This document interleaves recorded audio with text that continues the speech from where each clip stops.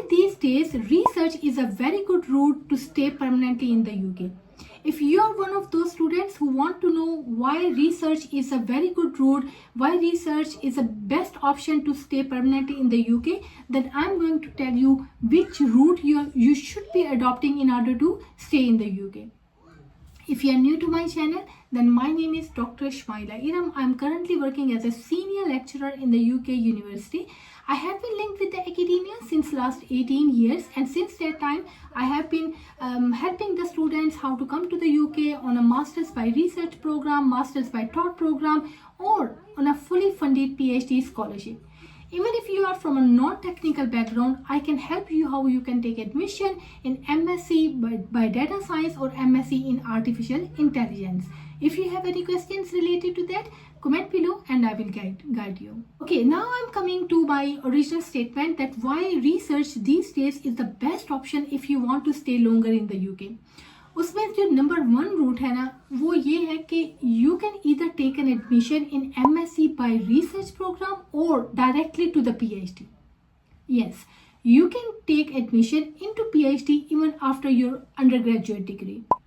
उसमें under graduate degree के बाद आपको थोड़ा सा अगर रिसर्च का एक्सपीरियंस है, थोड़ी सी एक्सपीरियंस है रिसर्च का, या आपको थोड़ा सा नॉलेज है रिसर्च का, you can apply for a PhD. ठीक है, उसमें फंडिंग के लिए फिर आपको ज़्यादा रिक्वायरमेंट्स होंगी, आपको कोई आपका पेपर पब्लिश होना चाहिए, कोई आपकी रिसर्च की हिस्ट्री होनी चाहिए. लेकिन अगर आप सेल्फ फंडेड प्रोग्राम पे जाते हैं, you can easily take admission in the PhD programme. और उसमें क्या होता है कि अगर आप डायरेक्टली PhD में अप्लाई करते हैं, the first 3 years you will be on a student visa, जो कि जिसमें आप अपनी PhD कंप्लीट करेंगे. PhD कंप्लीट करने के बाद जो नेक्स्ट 3 years है वो आपके PSW के होंगे. तो PSW is basically a time period way you can stay in the UK, you can work full time. तो आपने इस तरह से देखें 6 years all together based on just a student visa on PhD, आपने अपने 6 year जो है वो UK में स्पेंड कर लिए. अब आपके लिए ये बहुत ही एक इम्पोर्टेंट पॉइंट होता है यहाँ पर कि आपने अपनी रिसर्च प्रोफाइल डेवलप करनी है. क्योंकि उसमें क्या होता है कि आपने अगर अपनी इतनी अच्छी रिसर्च प्रोफाइल इस्टेब्लिश कर ली है, you have written good quality journal papers, और आपने कॉन्फ्रेंसेस के पेपर पब्लिश किए हैं, आपने न्यू कोलैबोरेशंस इस पीरियड के दौरान डिफाइन किए हैं, आपने लोगों के साथ मिलकर काम किया है, आपने बहुत इम्पैक्टफुल काम किया है. अगर आपकी एक बहुत अच्छी इन 6 years में आपकी एक बहुत अच्छी हिस्ट्री डेवलप हो जाती है रिसर्च की, you can directly apply for a global talent visa. उसमें आपके प्रोफेसर को, आपके सुपरवाइजर को आपको एक लेटर ऑफ सपोर्ट प्रोवाइड करना होता है, और आप अपना जो एप्लीकेशन है वो इंडोर्समेंट के लिए सेंड कर देती हैं. तो this is the most easiest route to stay in the UK if you want to get more work experience, if you want to experience the life of the UK. This is one of the best experience and the most suitable and easiest way to stay in the UK.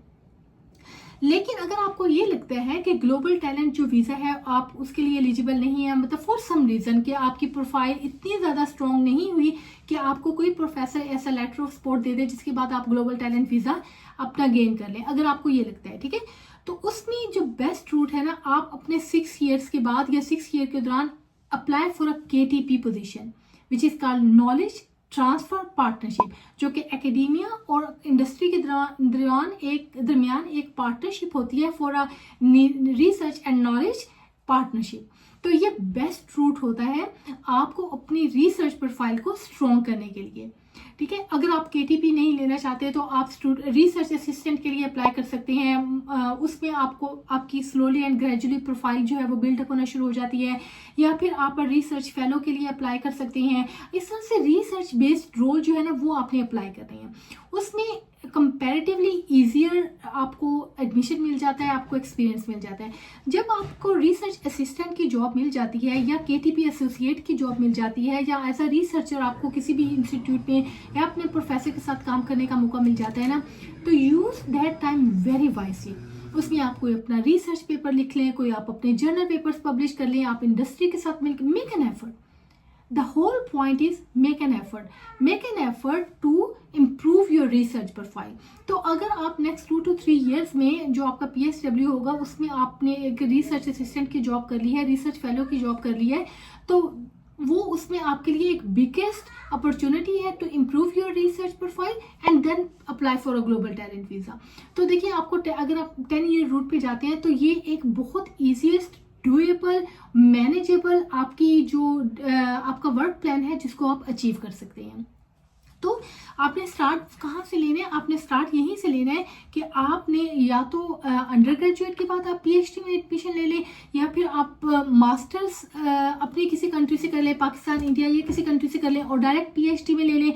और इसका एक और root भी है कि आप masters programme में आ जाएं और मास्टर्स के फौरन बाद आप पीएचडी में एडमिशन ले लें।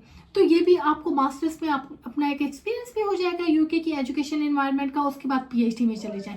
लेकिन अगर आप if you already have some research experience, you can directly go to the PhD.